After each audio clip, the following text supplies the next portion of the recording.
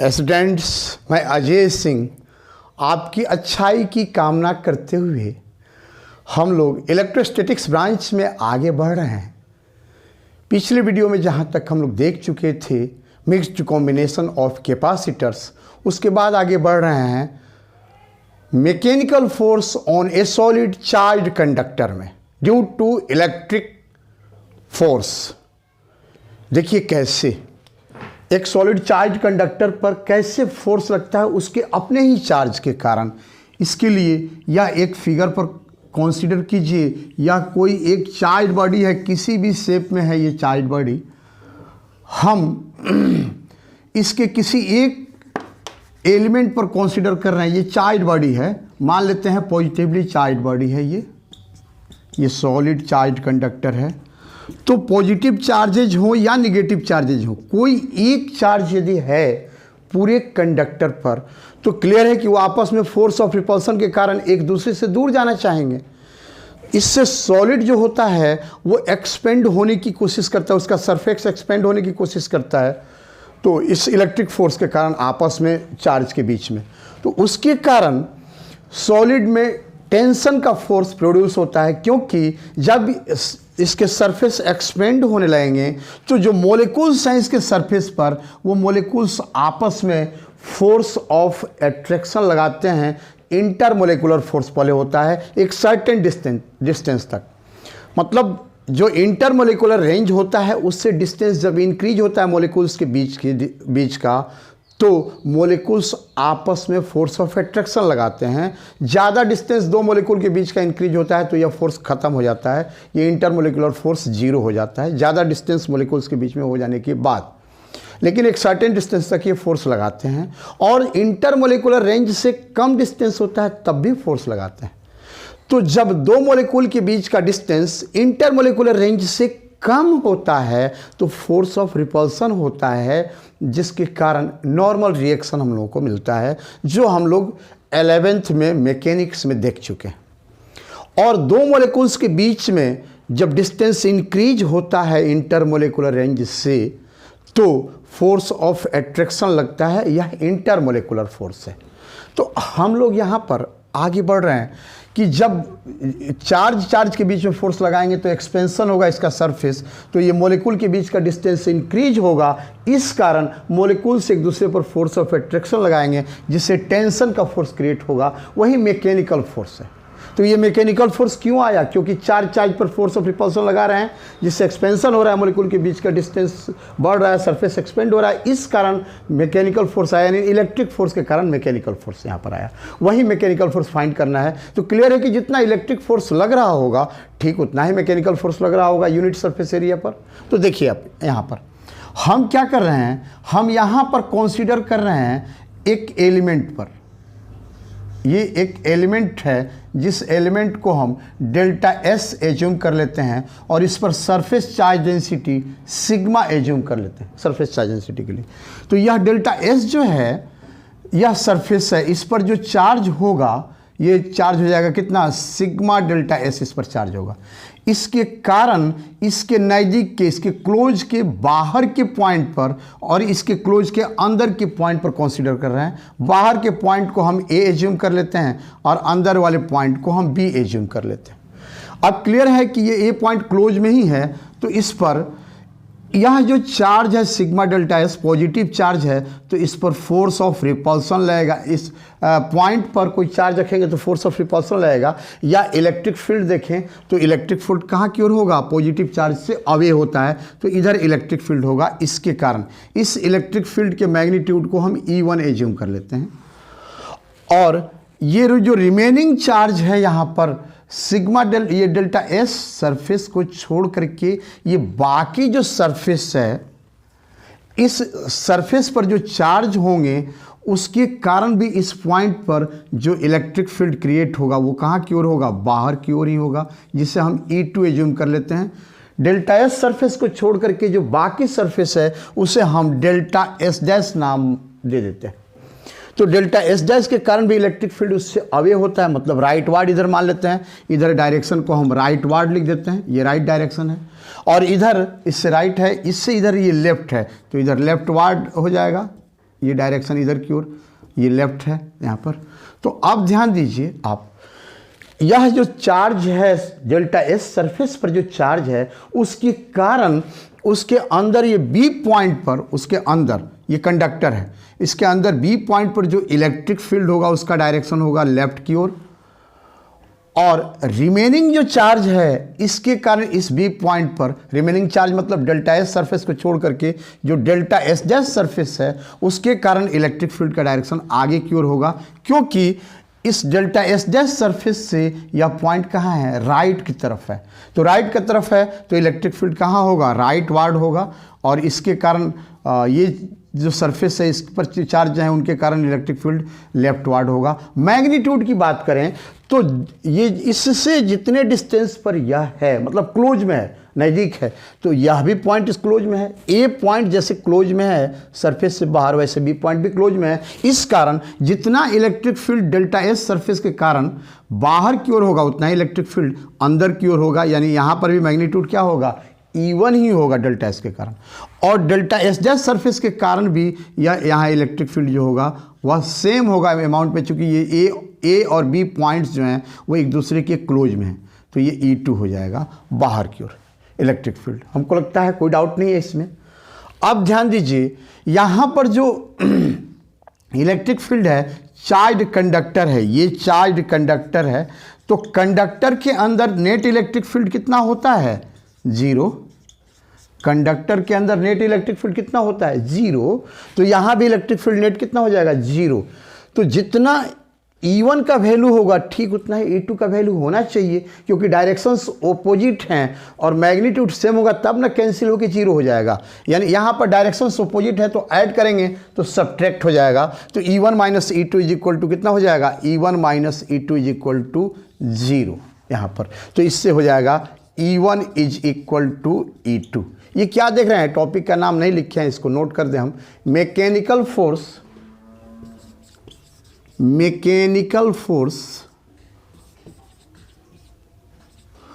On A solid charge conductor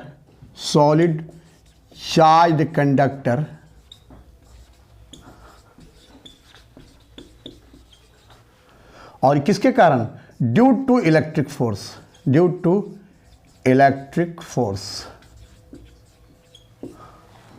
अब ये topic है, इसमें E1 माइनस E2 जब उन्हें इलेक्ट्रिक फील्ड्स को ऐड करेंगे तो वेक्टर के साथ, तो उस सिचुएशन में डायरेक्शन अपोजिट है तो सब्ट्रैक्ट हो जाएंगे। तो हम मैग्नीट्यूड से यहाँ लिख दिए हैं E1 minus E2 is equal to 0।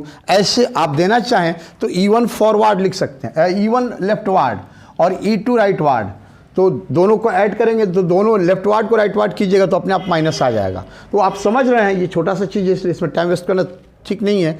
E1 minus E2 is equal to सीधे 0, तो E1 is equal to E2 है, यानी दोनों इलेक्ट्रिक फील्ड्स जो हैं उनका मैग्नीट्यूड क्या हो जाएगा, सेम हो जाएगा। अब देखिए यहाँ पर जो इलेक्ट्रिक फील्ड होगा वो दोनों का डायरेक्शन सेम है E1 और E2 का, इसलिए रिजल्टेंट इलेक्ट्रिक फील्ड जो होगा वह E is equal to E1 plus E2 होगा। ये एट पॉइंट B था, ये एट पॉइंट B। अब चल रहे हैं eight point A, E1 plus E2 ये रिजल्टेंट इलेक्ट्रिक फील्ड होगा, जिसके बारे में आपको पता है कि चार्ज कंडक्टर के नज़दीक इलेक्ट्रिक फील्ड जो होता है उसका वैल्यू होता है सिग्मा अपॉन एप्सिलॉन नॉट, और इसका डायरेक्शन पॉजिटिवली चार्ज है तो नॉर्मली आउटवर्ड होता है, सरफेस पर नॉर्मली आउटवर्ड होता है, कंडक्टर के सरफेस पर या जो भी बॉडी है उसके सरफेस पर। तो चार्ज कंडक्टर के कारण ही सिग्मा बाई एप्सिलॉन नॉट होता है। तो E1 plus E2 is equal to हो जाएगा कितना, सिग्मा अपॉन एप्सिलॉन नॉट, और E1 प्लस E2 ये दोनों का मैग्नीट्यूड सेम है तो E1 प्लस E1 लिख सकते हैं, E1 plus E1 is equal to sigma upon epsilon naught, और 2E1 is equal to sigma upon epsilon naught, तो E1 is equal to sigma upon 2 epsilon naught हो जाएगा। यहाँ पर समझ रहे हैं, is equal to E2, E1 और E2 का मैग्नीट्यूड सेम है, तो यहाँ पर sigma upon 2 epsilon not electric field होगा इस चार्ज कंडक्टर के कारण, और डेल्टा एस डैश जो होगा ये एलिमेंट के कारण, ये डेल्टा एस सरफेस एलिमेंट पर जो चार्ज है उसके कारण इलेक्ट्रिक फील्ड का magnitude sigma upon 2 epsilon naught. तो रिमेनिंग जो सरफेस है उसके कारण भी electric field sigma upon 2 epsilon not होगा। तो दोनों का मैग्नीट्यूड सेम है। तो अब ध्यान दीजिए यहाँ पर इसके कारण डेल्टा एस डैश सरफेस के कारण डेल्टा एस सरफेस के पास इलेक्ट्रिक फील्ड हो गया सिग्मा अपॉन 2 एप्सिलॉन नॉट। तो इस पर फोर्स जो लगेगा, इलेक्ट्रिक फोर्स जो लगेगा वो कितना हो जाएगा, उसके लिए फॉर्मूला आप लोगों को याद होगा, electric force F is equal to q into E, E is equal to F by q से। इसको हम मिटा रहे हैं यहाँ पर। तो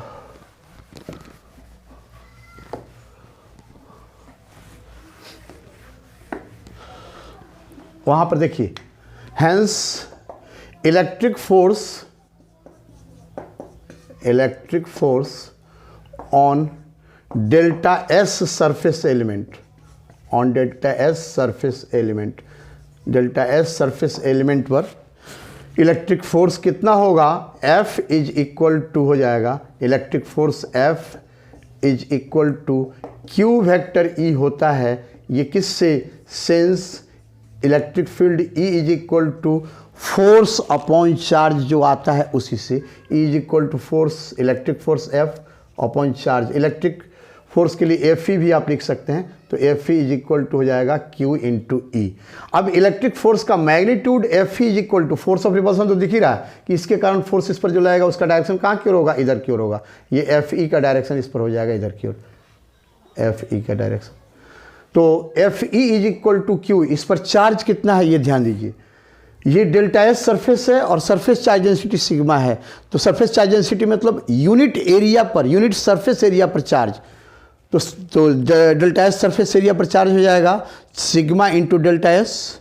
जैसे आप समझ रहे हैं 1 पेन का प्राइस यदि 15 रुपीज़, तो 10 पेन का प्राइस क्या होगा, 15 इंटू 10, उसी आधार पर सिग्मा डेल्टा एस होगा। तो F is equal to charge यहाँ पर sigma delta S into electric field यहाँ पर वो आ गया है sigma upon 2 epsilon not, E2 का वैल्यू, ये इसके कारण यहाँ इलेक्ट्रिक फील्ड जो देखें तो सिग्मा अपॉन 2 एप्सिलॉन नॉट। तो इससे हो जाएगा sigma S square delta S upon 2 epsilon naught, यही इलेक्ट्रिक फोर्स लग रहा है।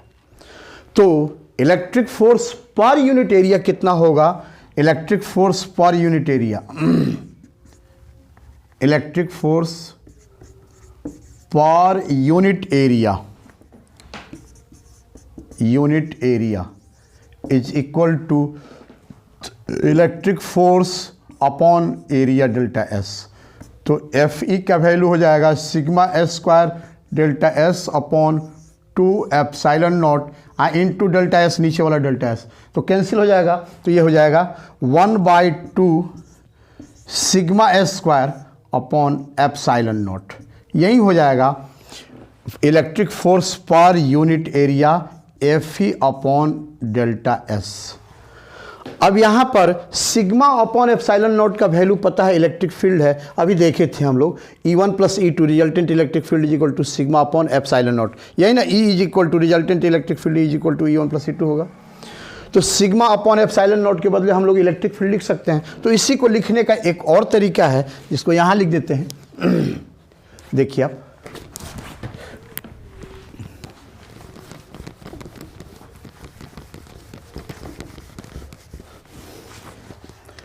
hence Fe upon delta S is equal to 1/2 sigma S square, अब बाई एप्सिलॉन नॉट स्क्वायर कर देते हैं, एप्सिलॉन नॉट से मल्टीप्लाई कर देते हैं, तो sigma by epsilon naught the whole square हो जाएगा। यहाँ पर एप्सिलॉन नॉट से ऊपर मल्टीप्लाई कर दिए तो बैलेंस हो गया इक्वेशन, देख रहे हैं आप लोग। तो is equal to 1/2 epsilon naught, sigma upon epsilon naught के बदले इलेक्ट्रिक फील्ड E, तो E स्क्वायर, यही Fe अपॉन डेल्टा एस होता है, electric force per unit area होता है। तो क्लियर है कि जितना ये इक्विलिब्रियम पोजीशन में है, यानी सॉलिड जो है उसका सरफेस जो है वो थोड़ा सा एक्सपेंड जितना हुआ उसके बाद और एक्सपेंड नहीं हो रहा है, रुका हुआ है, यानी इक्विलिब्रियम पोजीशन में है। तो जितना इलेक्ट्रिक फोर्स बाहर की ओर होगा उतना ही मैकेनिकल फोर्स कहाँ की ओर होगा, अंदर की ओर होगा। तो hence mechanical force per unit area, hence mechanical force per unit area, per unit area किस पर, चार्ज कंडक्टर पर। तो वो तो समझ रहे हैं, ऊपर लिख ही दिए हम चार्ज कंडक्टर पर। तो कितना हो जाएगा ये, यह हो जाएगा एफ, ये मैकेनिकल फोर्स के लिए एफ हम लिख सकते हैं, चाहे सीधे एफ लिख सकते हैं, F by delta S is equal to हो जाएगा ये 1/2 epsilon naught into E square, इसी के इक्वल मैकेनिकल फोर्स होगा। हमको लगता है कोई डाउट नहीं होगा, बिल्कुल अच्छे से समझ गए होंगे। कोई यदि डाउट कहीं पर दिख रहा है, कहीं और एक्सप्लेनेशन आप लोग चाहते हैं तो कमेंट बॉक्स में लिखिए ना जी, हम तैयार हैं एक्सप्लेन करने के लिए, और आप जैसे चाहते हैं समझना वैसे समझा देंगे। कई मेथड से समझा सकते हैं, आप कमेंट बॉक्स में लिखिए। ठीक है, आगे बढ़े हम लोग। अब हम लोग देख रहे हैं कैपेसिटर के दो प्लेट्स के बीच में कितने फोर्स लगते हैं। कैपेसिटर के दो प्लेट जो होते हैं उन पर ओपोजिट चार्जेज होते हैं और इक्वल मैग्नीट्यूड्स के, तो अलग अलग मैग्नीट्यूड्स के चार्ज भी दिए जा सकते हैं, ऐसा नहीं है। लेकिन इनर सरफेस में जो चार्ज होता है कैपेसिटर पर, कैपेसिटर को उसी चार्ज से, बहुत से आउटर सरफेस के चार्ज से लेना देना नहीं है कैपेसिटर को। तो हम लोग यहाँ पर कैपेसिटर के दोनों प्लेट के बीच में क्लियर है चार्ज है, तो फोर्स तो लगेगा ही, इलेक्ट्रिक फोर्स। उसी फोर्स की बात कर रहे हैं, इलेक्ट्रिक फोर्स कितना लगेगा कैपेसिटर पर, कैपेसिटर के दोनों प्लेट्स के बीच में।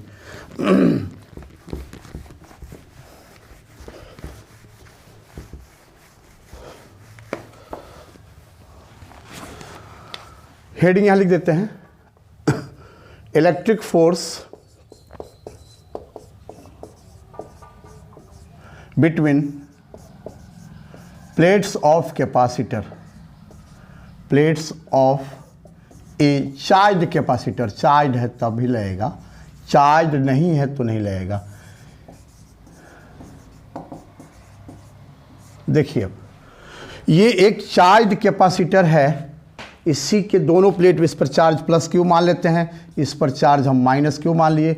अब दोनों के बीच के डिस्टेंस डी एज्यूम कर लेते हैं, प्लेट का एरिया ए एज्यूम कर लेते हैं, हालांकि डी से कोई लेना देना नहीं है लेकिन ले लिए। अब क्लियर है कि इसके कारण यहाँ इलेक्ट्रिक फील्ड फाइंड कर लेंगे, और ये जो चार्ज है उस पर उस इलेक्ट्रिक फील्ड के कारण फोर्स लगेगा, या इस चार्ज के कारण यहाँ इलेक्ट्रिक फील्ड फाइंड कर लेंगे, और यहाँ पर जब इलेक्ट्रिक फील्ड मिल जाएगा तो इस चार्ज और उस इलेक्ट्रिक फील्ड के बीच में इंटरेक्शन होगा जिससे इस पर फोर्स लगेगा। और वो समझ रहे हैं आप, फोर्स ऑफ अट्रैक्शन होगा, ये प्लस और माइनस है, तो इस यहाँ पर फोर्स इधर की ओर और यहाँ फोर्स इधर की ओर, मैग्नीट्यूड फोर्स का सेम होगा। यदि एफ ही लिख रहे हैं, इलेक्ट्रिक फोर्स है तो एफ ही लिख सकते हैं आप। तो अब देखिए आप, ये इलेक्ट्रिक फील्ड इस चार्ज के कारण यहाँ पर कितना होगा ये फाइंड कर लेते हैं। तो क्लियर है कि ये इनर सरफेस जो चार्ज है, यह चार्ज पूरे प्लेट पर डिस्ट्रीब्यूटेड है, मतलब पूरे प्लेट पर एक्सपेंडेड, और पूरे प्लेट पर होगा तो वो केवल इनर सरफेस पर होगा, यानी वह चार्ज कैसा बिहेव करेगा, प्लेन शीट ऑफ चार्ज जैसा बिहेव करेगा, जिसे हम पहले की वीडियो में हम लोग देख चुके हैं, जो गॉसेस थ्योरम के एप्लीकेशन में है। प्लेन शीट ऑफ चार्ज के कारण इलेक्ट्रिक फील्ड उसके नज़दीक, तो प्लेन शीट ऑफ चार्ज के कारण जो इलेक्ट्रिक फील्ड होता है उसका वैल्यू होता है sigma upon 2 epsilon naught, plane sheet of charge के कारण। तो इसके कारण यहाँ इलेक्ट्रिक फील्ड देखना है, तो इलेक्ट्रिक फील्ड किसके कारण, near a plate due to another charge plate, due to another charged plate of a capacitor, capacitor के। तो देखिए यहाँ पर वो electric field E is equal to हो जाएगा सिग्मा अपॉन 2 एप्सिलॉन नॉट। अब यहाँ पर ये देख रहे हैं आप, सिग्मा का value charge by area, charge upon area, A हमने माना है इनर सरफेस एरिया, तो सिग्मा की जगह पर Q by A surface charge density I into 2 epsilon naught. तो hence electric force on the plate of the charge capacitor, एक plate पर, तो F E is equal to कितना हो जाएगा, क्यू इंटू ई। अब चार्ज का मैग्नीट्यूड तो दोनों पर क्यू ही है, और माइनस साइन छोड़ देंगे क्योंकि यहाँ इलेक्ट्रिक फोर्स वेक्टर क्वांटिटी है, तो उसके कॉन्स्टिट्यूएंट जो क्वांटिटीज हैं, जैसे क्यू है यहाँ पर, तो उसके साइन को, इलेक्ट्रिक चार्ज है उसके साइन को नहीं लेते हैं, डायरेक्शन प्रैक्टिकली चेक करते हैं, जो दिख रहा है फोर्स ऑफ अट्रैक्शन है। तो यहाँ पर वैल्यू लिख देंगे क्यू, यहाँ पर चार्ज का वैल्यू क्यू और इलेक्ट्रिक फील्ड ई। तो क्यू का वैल्यू यहाँ पर कितना है, Q ही है, और इलेक्ट्रिक फील्ड E का वैल्यू कितना है, Q/A इंटू 2 एप्सिलॉन नॉट है। तो इससे ये हो जाएगा 1/2 Q² by epsilon naught into A।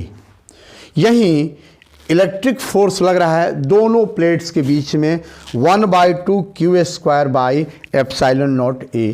ये इलेक्ट्रिक फोर्स का वैल्यू होता है, जिससे हम लोग इलेक्ट्रिक फील्ड के फॉर्म में लिख सकते हैं।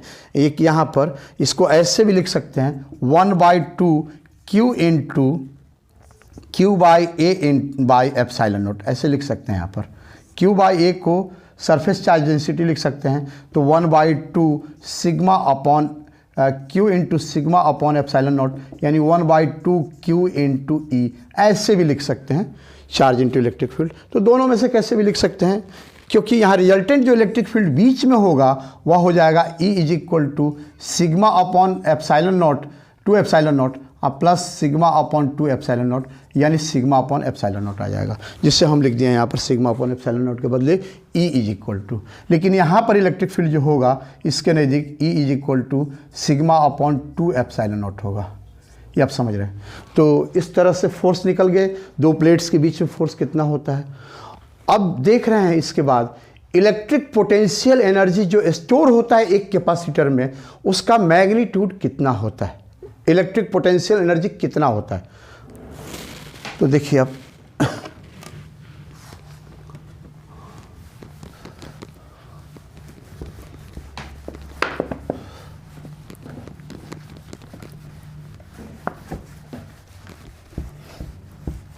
हेडिंग हो जाएगा electric potential energy of A charge capacitor. और ये एनर्जी कहाँ स्टोर होता है, दोनों प्लेट्स के बीच में। ध्यान रखिएगा, एनर्जी प्लेट से बाहर नहीं, उस सिस्टम में ही होता है, सिस्टम से बाहर नहीं होता है। तो अब यहाँ पर देख लें हम लोग, हेडिंग डाल देते हैं electric potential energy, electric potential energy देख रहे हैं आप of A charge energy electric potential energy stored in A charge capacitor, ऐसे लिखे तो ज़्यादा बेहतर लग रहा है। Electric potential energy stored in A charge capacitor, charge capacitor, capacitor जब चार्ज है तो कितना इलेक्ट्रिक पोटेंशियल एनर्जी स्टोर करेगा। इसके लिए देखिए ये एक चार्ज कैपेसिटर है, इस पर चार्ज किसी समय Q है और इस पर चार्ज -Q है, ये ग्राउंडेड है या ऐसे भी चार्ज दिया गया है, दोनों में से कोई एक चीज़ देखिए। तो अब समझिए आप, इस पर चार्ज Q जो होगा वो एक बार में नहीं पहुंचेगा। जैसे आप बैटरी को चार्ज करते हैं, जैसे मोबाइल ही चार्ज करते हैं आप, तो मोबाइल एक बार में टोटल चार्ज मोबाइल की बैटरी पर नहीं पहुंच जाता है, बल्कि चार्ज एलिमेंट के फॉर्म में पहुंचता है, मतलब इंस्टॉलमेंट में पहुंचता है, ऐसा समझ सकते हैं आप। तो यहाँ भी चार्ज Q जो होगा वो धीरे धीरे इस पर बैटरी पर आएगा। सबसे पहले चार्ज का एक छोटा सा एलिमेंट मान लेते हैं DQ आएगा, यह न्यूट्रल है, तब अनचार्ज है। तो जब इस पर DQ चार्ज आएगा तो उस सिचुएशन में इस कोई फोर्स उस DQ चार्ज पर नहीं लगेगा, केवल बैटरी उसको हल्का सा फोर्स लगा के, बहुत कम नेग्लिजिबल फोर्स लगा के इस प्लेट पर पहुंचा देगा। अब जब दूसरा चार्ज का एलिमेंट इस पर पहुंचने लगेगा तो DQ चार्ज पहले से इस पर है, देखिए आप DQ चार्ज इस पर पहले से पहुंच चुका है। अब दूसरा DQ चार्ज जब यहाँ आएगा तो क्लियर है कि यह DQ चार्ज इस DQ चार्ज पर फोर्स ऑफ रिपल्सन लगाएगा कि नहीं लगाएगा। ये दोनों चार्ज लाइक चार्जेज हैं, दोनों पॉजिटिव प्लेट पर पॉजिटिव चार्ज आएगा, तो दोनों लाइक चार्जेज हैं तो फोर्स ऑफ रिपल्सन लगाएंगे। इस कारण दूसरे DQ चार्ज को इस पर पहुंचाने के लिए बैटरी को थोड़ा सा फोर्स लगाना पड़ेगा।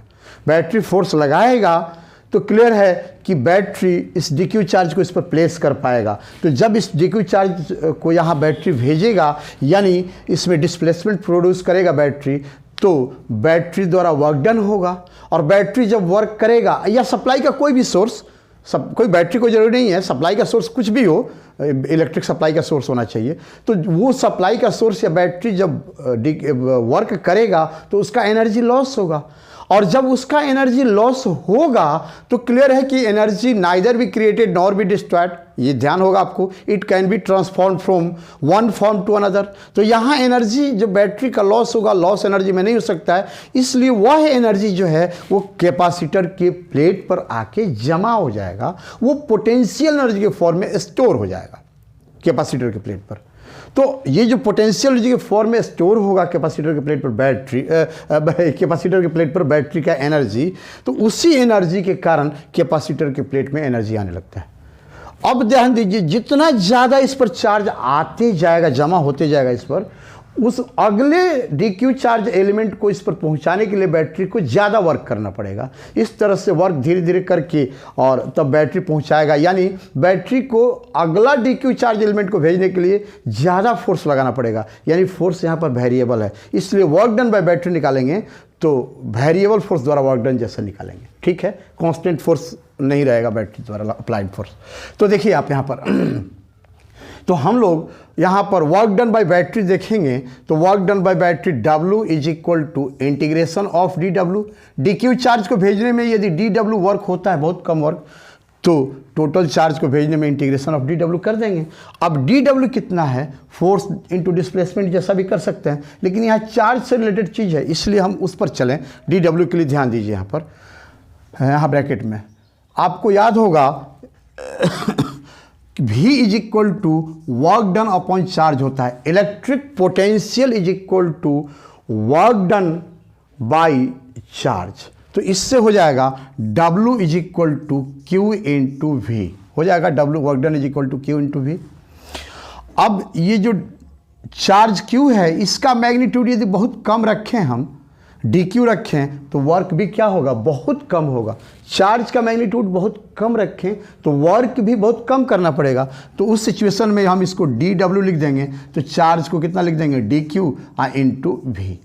तो अब DW की जगह पर यही वैल्यू लिख देते हैं, DQ इंटू V। तो इसको लिख देंगे is equal to DQ into V। अच्छा, V इंटू DQ कोई भी लिखिए, उसमें क्या दिक्कत है, V इंटू DQ।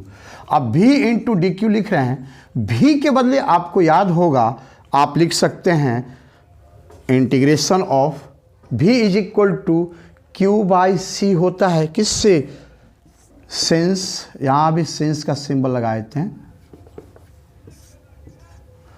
ये आपको याद होगा Q is equal to C V, जहाँ C कैपेसिटेंस ऑफ कैपेसिटर है, V पोटेंशियल डिफरेंस है, Q चार्ज है। तो यहाँ पर इससे V इज इक्वल टू कितना हो जाएगा, Q अपॉन C। तो वही वैल्यू यहाँ पुट कर देते हैं V के लिए, Q अपॉन C। अब ये इनिशियल से कहाँ तक, फाइनल तक जो वर्क हो रहा है वो सब देखेंगे। तो मान लेते हैं इस कैपेसिटर के प्लेट पर सबसे पहले तो चार्ज 0 ही पहुँचा होगा, इस पर कोई चार्ज नहीं होगा, न्यूट्रल से शुरू कर रहे हैं चार्ज करना। तो और मान लेते हैं मैक्सिमम चार्ज इस पर Q पहुंच रहा है, मान के चलिए अब मैक्सिमम चार्ज इस पर कैपिटल Q है, तो ये 0 से कहाँ तक, Q तक हो जाएगा, इंटू DQ जो है ये लिख देंगे, V DQ, V का वैल्यू यह DQ। तो अब क्लियर है कि C जो कैपेसिटेंस है कैपेसिटर का, वह तो कांस्टेंट है, उसको बाहर निकाल लेंगे, तो 1/C। Q DQ इंटीग्रेशन बचेगा तो Q स्क्वायर बाई 2 हो जाएगा, Q DQ का इंटीग्रेशन कहाँ से कहाँ तक, 0 से Q तक, कैपिटल Q तक। अब Q की जगह पर कैपिटल Q कर देंगे तो हो जाएगा 1/2, ये 2 और ये ऊपर हो जाएगा Q स्क्वायर अपॉन C। यही वर्क डन बाई बैटरी होगा। ये वर्क डन बाय बैटरी या work done bye supply, work done by battery, work done by battery और वर्क डन बाय सप्लाई, यही हो गया। तो जितना वर्क करेगा बैटरी उतना ही पोटेंशियल एनर्जी इस पर जमा हो जाएगा, स्टोर हो जाएगा। तो वो स्टोर्ड पोटेंशियल एनर्जी इसमें कितना होगा, hence U is equal to हो जाएगा यही value 1/2 Q square upon C। अब यही जो कैपेसिटर के पास एनर्जी होता है, इस एनर्जी को हम दूसरे फॉर्म में भी लिख सकते हैं। कैसे, देखिए आप यहां पर is equal to 1/2 Q is equal to C V होता है, तो हम यहां पर लिख देंगे C square V square upon C। क्यों, since Q is equal to C V, इससे तो is equal to 1/2 CV square. इसको भी लिखने का एक और तरीका हो सकता है, 1/2 लिख सकते हैं आप सी भी इन टू भी लिख सकते हैं। तो सी भी इज इक्वल टू क्यू भी लिख सकते हैं। तो इसको लिखने का तरीका हो जाएगा 1/2 क्यू इंटू वी हो गया। यानी पोटेंशियल एनर्जी जो होगा उसको ऐसे लिख सकते हैं, U is equal to 1/2 half Q square by C, Q square upon C is equal to half C भी square is equal to half Q into V. ये पोटेंशियल एनर्जी कैपेसिटर के प्लेट पर हो गए। कोई डाउट नहीं, हमको लगता है बिल्कुल अच्छी तरह से आप समझ गए होंगे। अब हम लोग आगे बढ़ रहे हैं। इस एनर्जी के कारण कैपेसिटर के प्लेट के बीच में एनर्जी डेंसिटी भी मिलता है, यानी यूनिट वॉल्यूम में जो एनर्जी मिलता है उसी को कहते हैं energy density. The energy per unit volume is called electric energy density, और इलेक्ट्रिक एनर्जी होगा तो इलेक्ट्रिक एनर्जी डेंसिटी। तो यहाँ पर कैपेसिटर के दोनों प्लेट्स के बीच में इलेक्ट्रिक एनर्जी है जिसका मैग्नीट्यूड आगे देख रहे हैं। वो तो हमको लगता है बहुत आसानी से आप समझ गए होंगे, लेकिन अब तब यह है कि उसको दूसरे फॉर्म में लिखना है। Half epsilon not E square आता है। कैसे आता है ये आप देखिए आगे।